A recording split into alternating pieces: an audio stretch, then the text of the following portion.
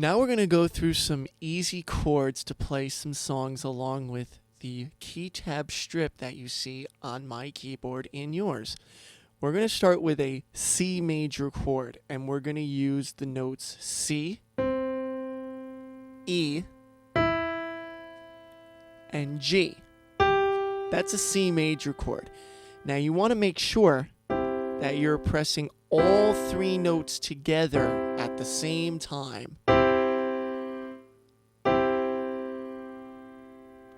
Now we're going to go to an F major. That's going to be F, A, and C.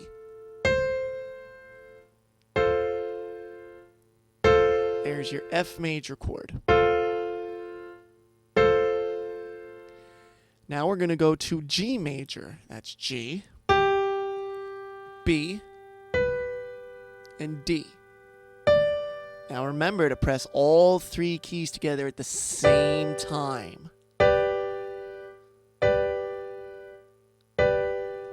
And the last chord we're going to use is A minor. We're going to use A, C, and E.